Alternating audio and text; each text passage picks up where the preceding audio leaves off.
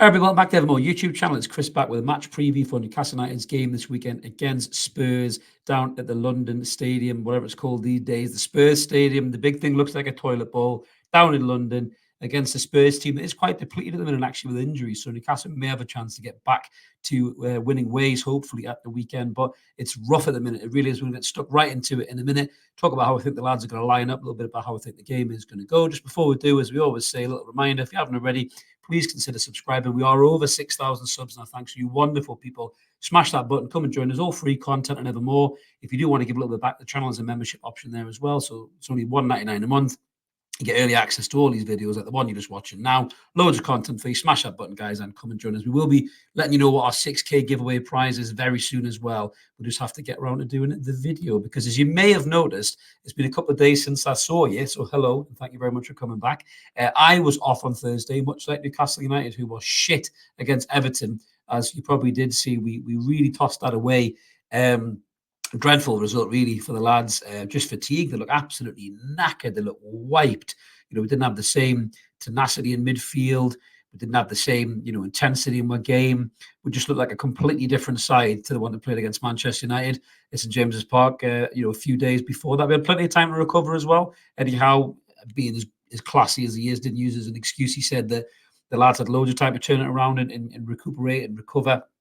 So there's no excuse for that performance. But I just think these games are coming so thick and fast and in such high quantity for such a threadbare squad that we are starting to see the cracks here. I mean, I'm going to show you the lineup in a minute, and you're all probably going to jump back and go, what the fuck is that, Chris? But let's just get into it.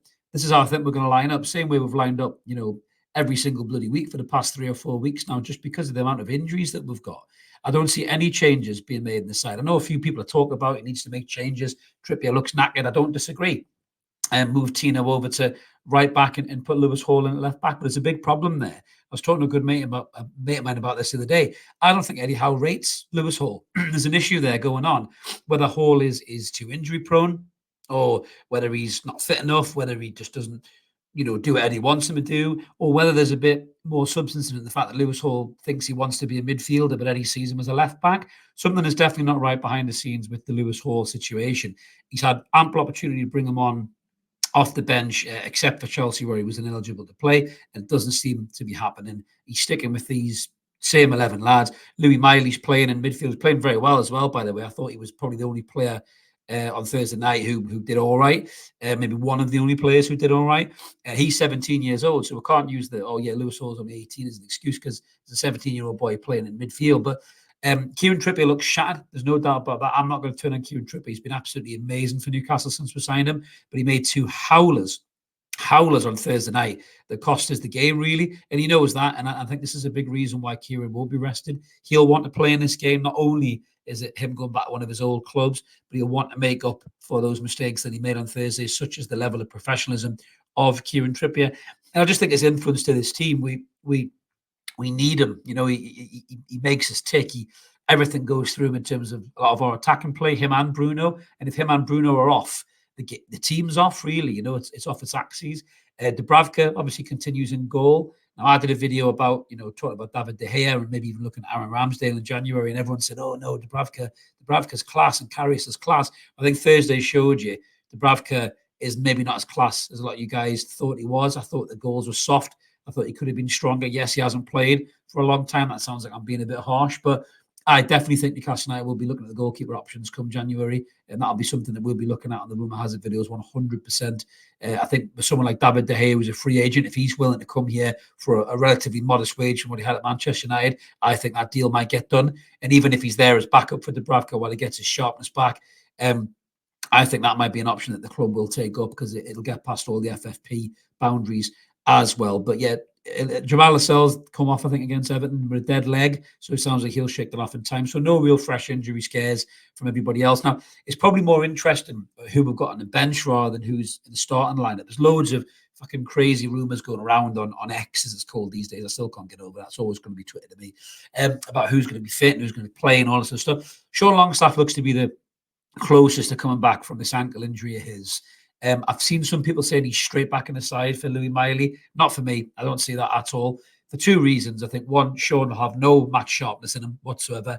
And the way Sean plays, I call him Sean Longstaff off the time because he never stops running. He'll burn himself out and he could do himself in for Milan and games beyond that as well. So if Sean is fit to be in the squad, he'll be just that. He'll be on the bench in the squad, I believe. Callum Wilson, I think, has indicated that he's not that far away. I think maybe on his podcast, we could see Callum as a surprise addition to the bench. Sven Botman has said a few more steps to go, but I don't think he'll be risked for this squad. Possibly not Harvey Barnes either. He might be a surprise on the bench. I heard he was on the grass recently, but again, there's been no word out on Newcastle United about any of these players being back from injury soon, and we've got so many games. I'm not sure Eddie would risk it for a biscuit, in all fairness, but I can see Sean Longstaff on the bench definitely a push Callum Wilson, which I think having Wilson on the bench would be brilliant because Isak has looked absolutely knackered in these past couple of games. He did really well against Manchester United, but against Everton, he looks shattered again.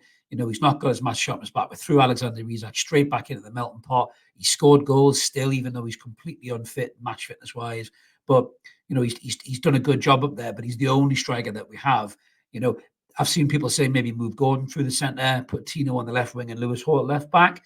Now that can work on paper, but I don't think Gordon's a centre forward. I think he's shown that. Yes, he's popped up with goals, but he's not a centre forward. He doesn't have that presence. And against a Spurs team that has fell off a little bit through the injuries, they're still a decent side, and at home they'll be wanting to put a marker down and do something against us as well. I mean, talking about the Spurs team in question in terms of their injury news, they are riddled with injuries just as bad as we are. Excuse me while I rub my eye here. I am nursing my daughter's cold, if you can hear. It's coming towards the end of the cold, so hopefully I will not sound like the killer from Scream much longer. But yeah, Son Heung-min had a bad back, I think, but he's going to be fit. He's going to be sharp. I'm sure he's a very dangerous player, so Sharon Lascelles need to be on their toes. Madison's a big blow for them, a big miss, obviously, losing him, as is Bentancur. They're big players for those guys. But I think, they still have a half-decent lineup. So how do we think Spurs will line up? They're probably going to have, is it Vicario on goal, Porro, Romero, Davies? So I think we can get a real good bit of change out of if Gordon goes up against him or Miggy goes up against him. Doggy Sarr, Basuma, who's a good player, Kulusevski, who's dangerous as well, the Celsa, who seems to have come back into form, Richarlison, I still think is shit, and Son, who's a very dangerous player. So the lads are going to have to be on their toes really in this game. And I just think that, although Spurs are depleted, they're sitting fifth in the table. They're a point ahead of us. If we beat them, we can go ahead of them as well. But it is going to be a tough game for Newcastle and for this 11. And the sooner we get players back from injury, the better. But we've got as good a chance as any. So the guys are going to give it a good fist, and we'll see how we get on. So let us know what you guys think in the comments below, whether you think that's the way we're going to line up, how you think the game is going to go. We always like to hear from you. Smash a comment in and we'll reply to you. And if you can, as I said at the start, like and subscribe, help the channel grow. Be a member if you fancy it. There's an option down there. Smash whichever button suits you. Let's hope the lads can get back to winning ways. I'll come back with a post-match after the Spurs game, and hopefully Newcastle have got a decent result. A draw would do me, I think. A win would be lovely, but let's not get too greedy. A draw will do. Have a good one, everyone. See you later. Cheers.